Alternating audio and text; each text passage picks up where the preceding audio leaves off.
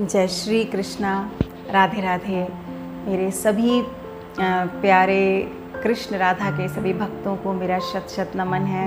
हृदय से मैं उन्हें नमन करती हूँ। और क्या इंट्रोडक्शन दूँ, मेरा कोई इंट्रोडक्शन ही नहीं है। जब मैं थी तब हरि नहीं, अब हरि है तो मैं नहीं, अपना अस्तित्व ही नहीं है।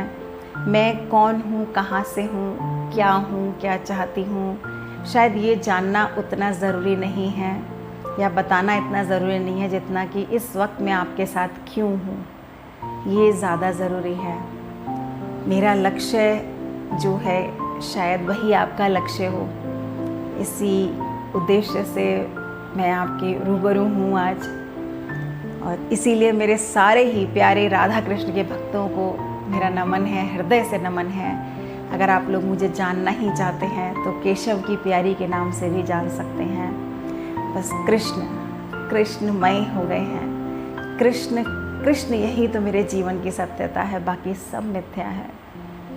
जो भी कृष्ण से अटूट प्रेम करते हैं, असीम प्रेम करते हैं और भगवत प्राप्ति करने का भाव अंदर में रखते हैं, तो मेरे इस चैनल को जो मैंने आज पहला एपिसोड बनाने का प्रयास कर रही हूँ आपके सामने, इस चैनल से भावपूर्ण तरीके से पूरे हृदय के साथ, प्रेम के साथ इस चैनल के साथ जुड़ें। कृष्ण को पाने का क्या रास्ता है, बस एक यही जीवन में हर वक्त मन में चलता रहता है।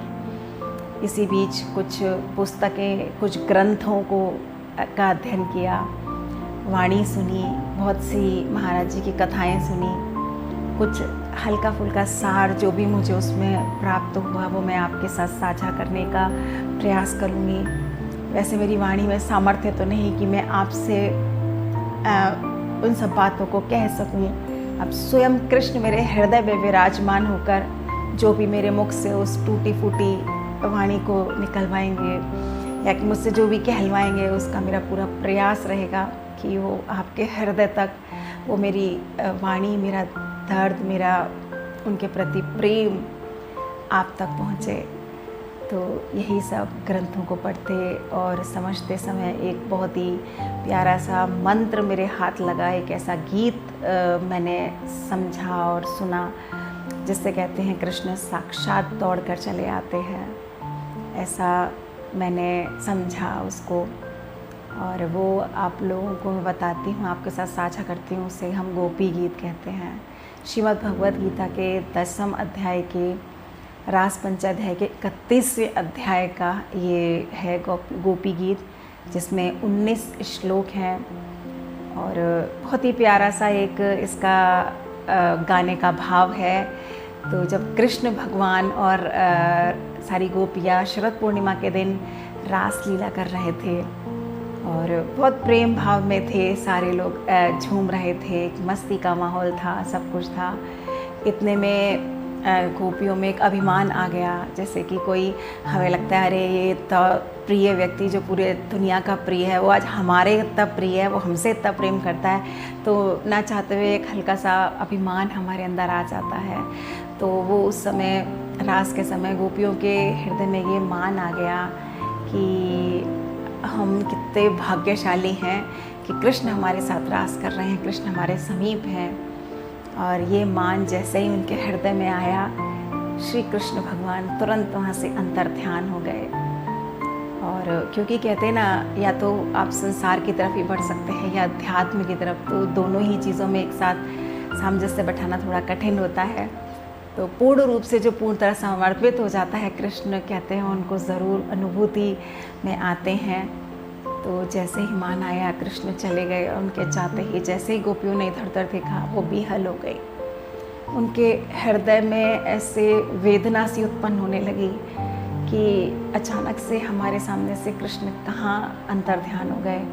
उनका वो मनमोहक चेहरा, उनकी वो प्रेममयी वाणी, उनका वो रास, वो सब उनको स्मरण में, और उनके नेत्रों से अश्रु की धारा बह निकली और सारी ही गोपियाँ इतनी व्याकुल हो गईं कि पूरी प्रकृति ऐसी हो गई कि मेरे पास शायद मैं उन्हें शब्दों में बयान न कर सकूं।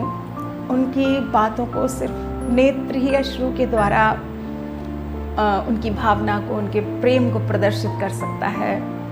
तो फिर वो सारी ही गोपियाँ उन्हें प्रेम पूर्वक याद करने लगी, स्मरण करने लगी। प्रेम के अश्रु मिलन की प्यास, दर्शन की उत्कंठा, स्मृतियों का रुदन, यही गोपी गीत है। भगवत प्रेम संबंध में गोपियों का प्रेम संबंध सबसे ज़्यादा निर्मल, सर्वोच्च और अतुलनीय माना गया है। तो इस गोपी गीत को बहुत प्रेम के साथ, बहुत भावपूर्ण तरीके से, आँखों में, अपने नेत्रों में अश्रुधारा भरे हुए जब हम इसे गुनगुनाते हैं, गाते हैं, तो कहते हैं कृष्ण स्वयं दर्शन देने आते हैं, आपके अनुभूति में आते हैं। और कोई भी चीज़ सहज नहीं मिलती, उसके लिए हमें बहुत प्रयासरत रहना पड़ता है। हमें उस चीज़ को निरंतर, उस चीज़ के लिए आगे बढ़ना होता है। पूरा प्रयास करूँगी कि मेरे हृदय की वेदना आप लोग के हृदय तक पहुँच सके, कृष्ण तक मेरे हृदय का प्रेम पहुँच सके। तो गोपियाँ कृष्ण से क्या कहती हैं वो मैं आपको प्रयास करती हूँ सुनाने का। तो ये गोपी गीत के 19 श्लोक हैं।